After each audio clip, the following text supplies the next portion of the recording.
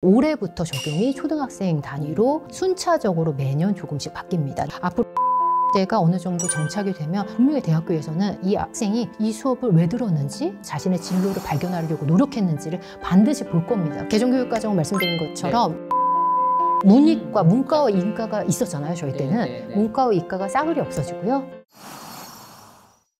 자, 여러분의 삶을 변화시켜줄 하루 20분 습관, 20분 책 한 권입니다. 2024년이 되면서 관심 있는 것 중에 하나가 정책, 제도 이런 거에 대한 변화인데, 그중에 이제 엄마들이 가장 귀를 쫑긋하고 꼭 관심을 가지셔야 되고 또 관심 가지시는 것 중에 하나가 이 대입제도 개편입니다. 34년 만에 수능이 달라진다 그래요. 내신이 5등급제로 개편되고 뭐 의대 정원은 확대된다는데, 이런 그 엄청나게 변하는 교육 흐름 속에서 요거만 잘 들으시면 대충 다 파악은 된다.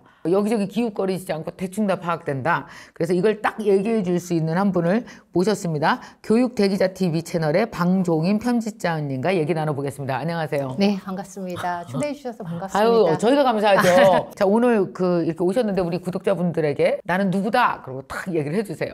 저는 교육전문지 편집장을 굉장히 오래 역임을 했고요. 여기만 교육전문 기자이자 요즘에는 학부모 대상 교육전문 유튜브 채널 교육대기자TV를 운영을 하면서 많은 분들과 소통을 하고 있습니다. 제가 채널 오픈했을 때 초창기에 대표님 모셨었는데 저 갔었어요. 예, 네. 맞습니다. 제가 지금 요번에는 제가 출연을 하게 됐네요. 감사하게 생각합니다. 오늘 나눌 이야기는 수능에 대한 제도들이 많이 바뀐다. 뭐 의대 정원이 확대된다. 나와 무슨 관계가 있는 거냐. 내신은 어떻게 바뀌는 거냐. 개정된 것이 무엇이고 언제부터 적용되는지 이걸 좀 알려주셨으면 좋겠습니다. 개정교육과정이 교과서, 우리는 사회의 변화에 따라서 한 번씩 교과서 교육 목표를 바탕으로 교과서나 교육 과정, 학교의 운영 과정이 한 번씩 바뀌어요.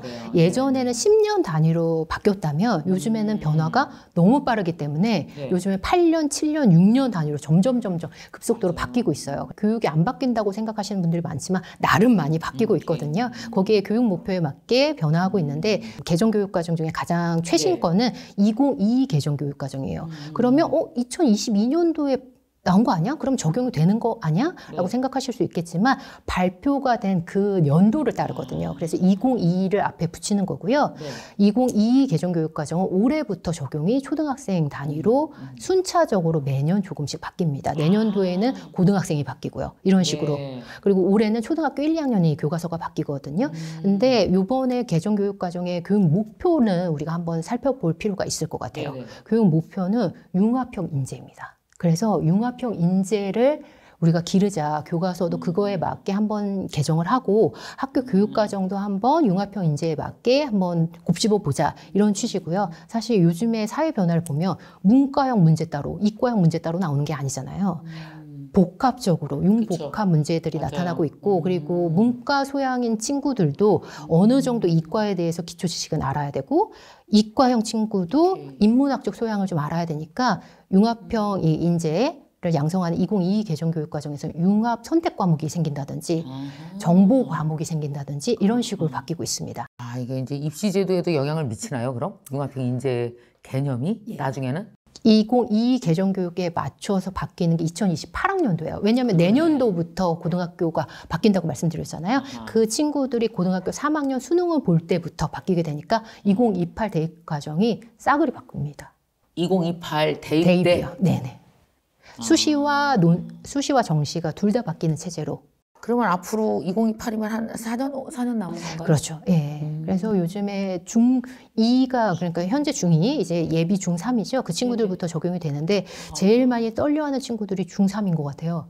나 재수하면 안 되는데 이런 생각 때문에 중3 친구들이 제일 많이 떨고 있어요. 재수를 한다?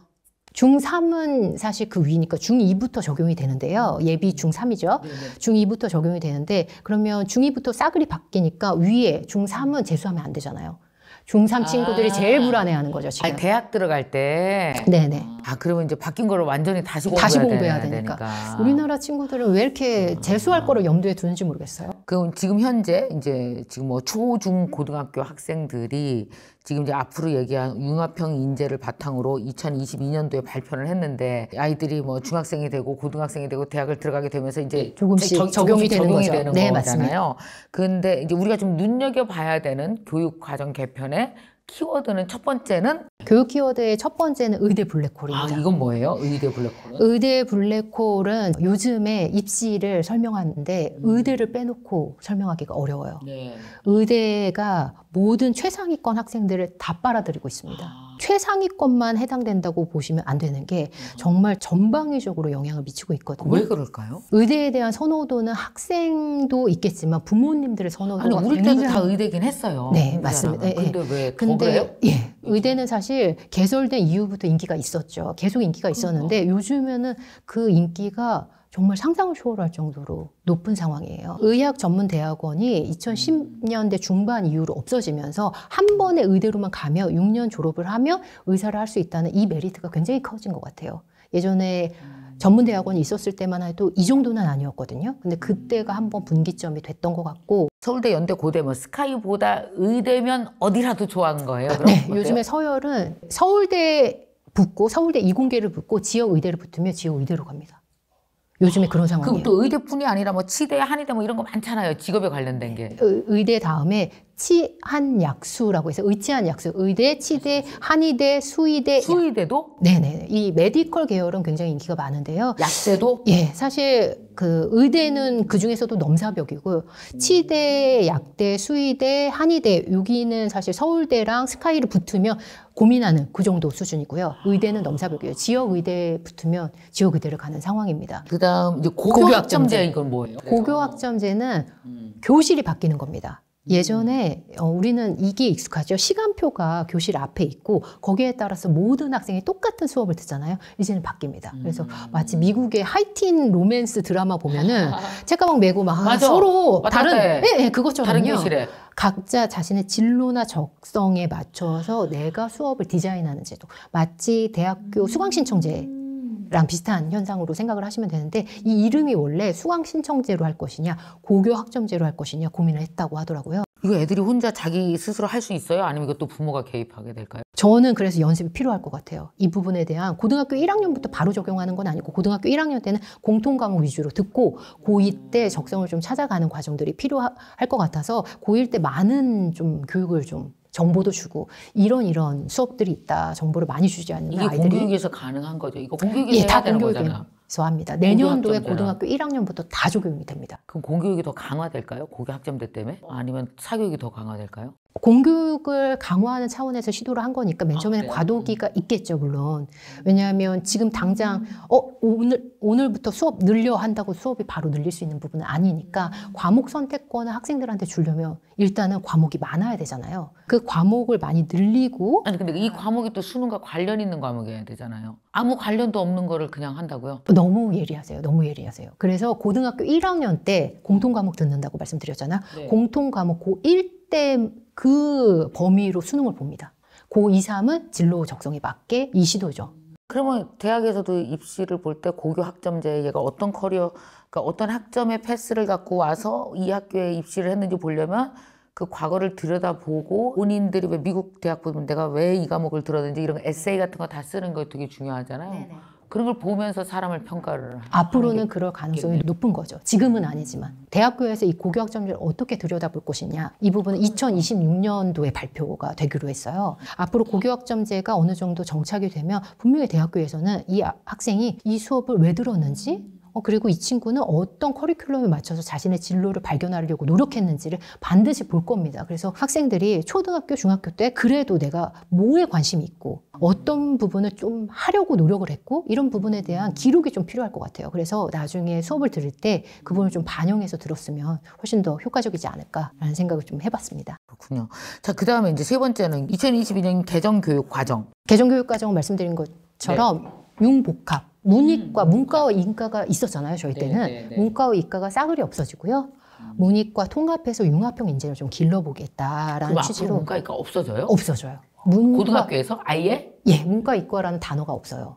물론 대학교에 갈 때는 그 학과에 맞춰서 우리가 생각을 얘는 문과구나, 얘는 이과구나 생각을 했죠. 그리고 지금까지도 사실은 대입 때 문과는 어떤 학생을 어떤 과목을 선택하고 이런 기준이 있었는데 앞으로는 점차 없어지고 이 2022 개정교육과정, 2028 대입 개편부터는 아예 없어집니다. 이 부분을 좀 일찍부터 준비를 한다. 그렇다면 두루 다양한 분야에 관심 있는 친구들이 월등 유리할 것 같아요. 과목 편차가 있으면 예전에는 나 수학 싫어해서 문과 갈래. 이런 게 얘기가 됐었는데 상관없이 다 어느 정도 기본적인 소양을 길러야 되기 때문에 기초 과목은 다 들어야 되기 때문에 문이과 두루 원만한 다양한 분야에 관심 있는 친구들 일찍부터 기른다면 독서랑 경험이겠죠. 그런 부분에서 부모님이 좀 가이드를 해주시면 조금 더 유리하지 않을까. 예.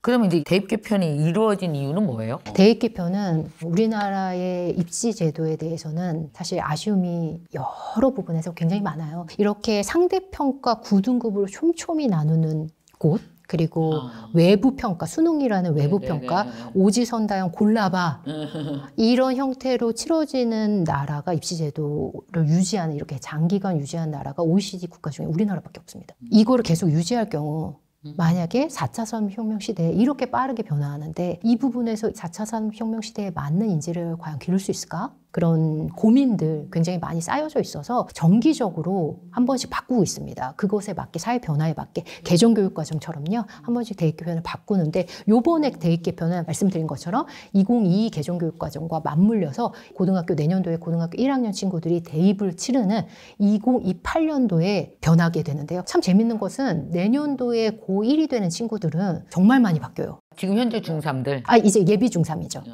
그래서 2022 개정교육과정이 적용되고 고교학점제가 적용되고 대입 개편이 적용되는 이 세 개가 적용되는 해라고 보시면 되는데 이 2028 대입 개편은 두 가지 축이 다 바뀝니다. 우리나라의 두 가지 축은 수시와 정시가 있잖아요. 네. 수시 다 바뀌고요. 수시에서의 내신 제도가 바뀌고 정시에서는 수능에 대한 과목이 많이 바뀌게 됩니다. 수능 과목이 바뀔 거예요? 네네. 과목 선택이 없어져요. 그래서 말씀드린 것처럼 문과가 없어지니까 다 똑같이 동일한 과목을 배우고 동일하게 시험을 본다 수능 때. 네네네. 그러니까 뭐 이과는 이런 거 더 보고 문과는 이런 거 더 보고 하는데 그게 없어진다. 예. 지금 같은 상황에서는 문과 친구들은 수능에서 수학 같은 경우에는 확률과 통계를 선택을 하고요.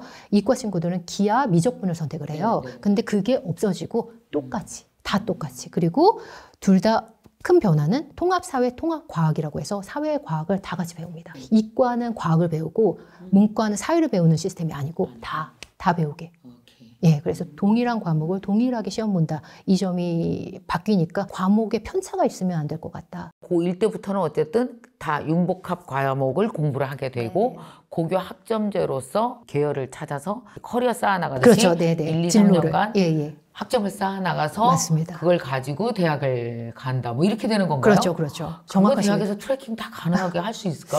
학생부가 엄청 돈이 많이 드는 일인데. 예, 학생부로 이제 그걸로 시간과 노력과 돈이 엄청 드는 일인데요. 그렇죠. 그런 사람을 뽑는 게 대학에서 지금 고민이 많겠죠. 수능은 이렇게 변하고요. 내신도 바뀝니다. 학교 내신이 9등급으로 굉장히 촘촘하게 상대평가됐어요. 그래서 1등급은 4% 안에 들어야 되거든요. 예를 들면 전교생이 200명 있다. 1등급이면 8명 안에 들어야지 얘는 1등급. 이렇게 촘촘하게 나뉘었는데 이 부분이 바뀌어요. 그래서 9등급제가 아니라 5등급제로 바뀌어요. 다소 완만하게. 그래서 적어도 내 옆에 있는 친구가 경쟁 상대가 되지는 않기를 바라는 마음을 지금 전 세계적으로는 9등급 상대평가가 남아있는 나라가 없거든요. 그래서 이 부분에서 좀 완만하게 해서 협업할 수 있게끔 하는 분위기라도 조성하자. 이런 분위기로 좀 바뀌고 있고 만약에 그러면 지금 1등급이 4%에서 10%로 좀 완만하게 바뀌면 학교에서 뭐 협업으로 할 수 있는 그런 프로그램들이 늘린다든지 상대평가에서의 그 압박감은 조금은 덜 할 걸로 기대를 하고 있습니다. 5번째 키워드, IB 이건 뭐예요? 국제인증교육 프로그램? IB는 국제인증교육 프로그램인데 아마 들어보셨을 거예요. 인터내셔널 바칼로레아의 약자입니다. 스위스 IB 본부에서 만든 건데요. 스위스가 이런 부분 있죠. UN 주재원들이 다 같이 모여서 스위스 외교관 자녀들이 모였는데 이 친구들이 여기 있다가 주재원들이 다 각자의 나라로 돌아가면 여기서 배웠던 게 다 그 나라 입시제도에 따라서 다 바뀌니까 다시 공부를 해야 되는 거예요. 그래서 어느 정도 세계에서도 통용되는 그런 국제 프로그램, 입시 프로그램, 대입 프로그램, 교육 프로그램 한번 만들어보자 해서 스위스의 비영리 교육재단에서 만든 프로그램 이름이에요. IB는. 그래서 IB가 요즘 각광을 받는 부분, 전 세계적으로 우리나라뿐만이 아니라 전 세계적으로도 각광을 받는데요. 이렇게 각광을 받는 이유는 크게 세 가지입니다. 가능합니다. 첫 번째는 논서술형으로 시험을 봐요. 쓰거나 말로 하거나 서술형으로 이렇게 오지선답 골라봐 이런 문제가 아예 없어요. 논서술형. 그리고 두 번째는 절대평가. 다 절대평가, 상대평가가 아니라 절대평가라고 학생들이 세 번째는 자기주도적으로 본인이 연구 과제를 만들어서 소논문 형식으로 지식론이라는 프로그램을 이용해서 논문을 쓰게 돼 있어요. 이런 부분에서 우리가 지금 4차 산업혁명 시대에 필요한 인재를 길러낼 때 생각을 주입식으로 넣는 게 아니라 학생들한테 넣는 교육이 아니라 생각을 학생들마다 있는 생각을 꺼내는 교육이 필요하다.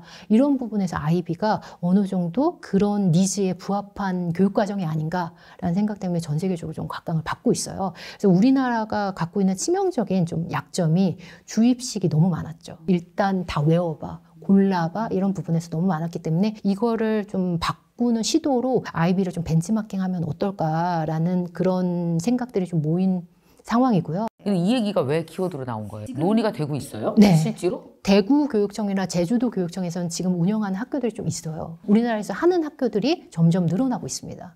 근데 잠깐. 그러면 이걸 하게 되면 수능이랑 수시가 어떻게 하려고요? 그러니까 안 맞는 부분이 있죠. 안 맞는 부분이 있어서 부모들이 싫어할 것 같은데? 그래서 초등학교, 중학교에서 조금씩 한번 적용을 해보자. 그래서 적용을 이 아이비를 우리가 도입하자. 바로 지금부터 도입하자. 이런 부분이라기보다 아이비에서 이 말씀드린 논서수령이라든지 절대평가, 자기주도적으로 이 한 부분을 지금 교육 과정에서 한번 도입해보면 조금 더 시너지가 나지 않을까라는 생각으로 아이비에 대해서 관심을 갖는 것 같아요. 그래서 아이비를 우리나라형에 맞춰서 하는 KB라는 한국형 아이비에 대해서 한번 우리가 생각해 볼 시점이 아닐까라는 의견들이 모아지는 거죠. 그러면서 이제 지금 사실 부모들이 챗 GPT 이제 이것도 교육 방향을 바꿀 것 같지만 이제 엄마들하고 내가 이제 강의 가서 얘기해 보잖아요. 챗GPT가 뭐 서울대 연고대 가는 우리의 열망을 무슨 수로 바꿔요?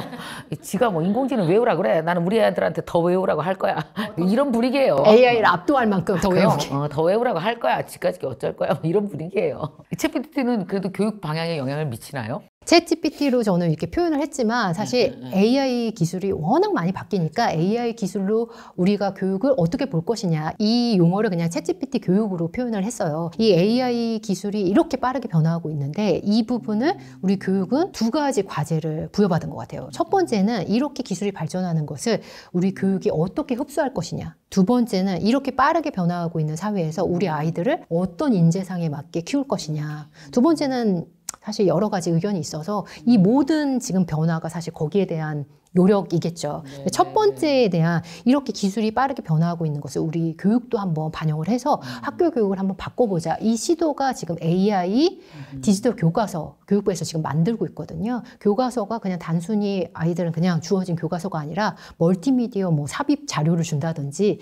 그래서 이 부분이 추구하는 바는 이거예요. 우리가 지금 30명을 놓고 수업을 하고 있으니까 아이들 한 명 한 명당 선생님이 살펴보기엔 너무 어려운 현실이죠. 그런데 AI 디지털 교과서로 문제를 풀거나 수학 문제 풀면 이 아이가 맞췄는지 아닌지를 시험을 보지 않아도 선생님이 알 수 있게 되는 거죠. 그래서 그 아이가 만약에 맞췄다 하면 더 북돋아서 더 어려운 문제를 제시를 한다든지 만약에 틀렸다 그러면 그 비슷한 문제 아니면 한 단계 낮은 문제를 제시한다든지 맞추면 개별 교육이 가능해진다. 내년부터 이것도 도입이 되는데요. 10년 전부터 준비는 꽤 오래 했어요. 근데 코로나 때 제대로 활용한 사람이 너무 없는 거죠. 그래서 사실 교육부가 문매를 좀 많이 맞았거든요. 그래서 이번에 AI 디지털 교과서는 그것을 보완할 만큼 열심히 준비를 한다고 하니까 저도 좀 기대를 해보고 있습니다. 마지막으로 권위상실이라는 것, 공교육의 오래된 문제이잖아요. 지금 이 권위상실은 다른 키워드랑 좀 다른 맥락이 있는데 사회적 이슈로까지 확대된 시점이 아닌가 싶고 사실 권위상실은 앞으로도 더 많은 공론화와 논의가 필요한 문제라고 생각을 합니다. 왜냐하면 저는 이것의 원인 중에 하나가 권력과 권위를 좀 혼동하지 않았나 싶어요. 권력은 복종시키는 힘이고 권위는 상대방을 이끄는 힘이라고 한다면 이 부분에서 우리가 권력이었는데 우리 부모님한테 당했던 부분은 권위마저 이제 놓고 친구 같은 부모, 좀 아이한테 지시하는 거, 뭐 알려주는 거 이런 부분에서도 좀 멈칫멈칫하는 부분에서 부모님에 대한 권위에서 놓친 부분이 학교로까지 연결이 되지 않았나라는 생각을 좀 많이 해봐요. 그래서 이 부분은 앞으로도 이 권위가 뭐 물론 그 이유가 다는 아니겠지만 사회적인 변화도 있고 여러 가지 맞물리는 이유가 있겠지만 그런 부분에서 권위가 놓친 부분은 앞으로 더 사회적 우리가 공로나 필요하고 더 많은 노력을 해야 될 것 같다라는 생각 좀 해봅니다. 요번에 바뀌는 교육 7가지 키워드 정도는 우리가 그래서 좀 알아야 된다. 알아야 대비할 수 있고 알아야 괜히 불안하지 않고 알면은 이건 내 거 아니야. 치워버릴 수도 있는 거고 가져올 수도 있는 거고 이런 어떤 우리가 선택하고 집중할 수 있는 거.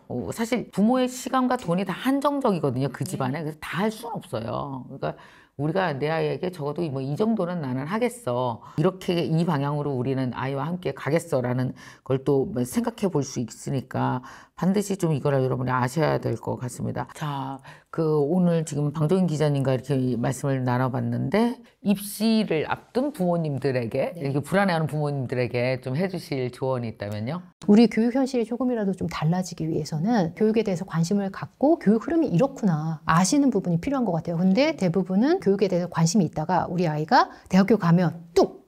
관심을 끊어버리시잖아요. 이렇게 되면 변화가 필요하더라도 목소리를 탄력을 놓치기 쉽거든요. 그래서 우리 이 땅의 많은 부모님들이 교육에 대해서 조금이라도 관심을 좀 가지셨으면 좋겠고 만약에 잘못된 부분이 있다면 목소리 내주셨으면 좋겠고요. 교육에 대한 트렌드로 교육대 기자 TV를 통해서도 나누고 교육 키워드를 통해서도 저는 계속 나눌 예정이니까요. 많이 관심 가지셨으면 좋겠습니다. 교육대 기자 방종인 편집장님과 함께 키워드를 통해서 앞으로 변화될 교육제도와 전망을 알아봤는데요. 저의 한 줄 감상은 우리의 관심입니다. 우리의 관심.